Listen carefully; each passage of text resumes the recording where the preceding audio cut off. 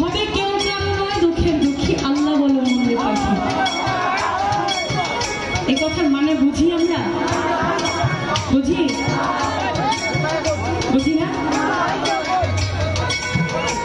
এই যে এত মানুষ একসাথে বসে আছে, এখন এখানে যদি আমি মারা যাই, কেউ কি আমার জন্য উঠে চলে যাবে? এই প্রোগ্রামটা কি চলবে না? প্রোগ্রামের মতো চলবে, আমাকে অন্য জায়গায় নিয়ে চলে যাবে। তা আমি এসেছি এইভাবে একা, আবার চলেও যাবো একা।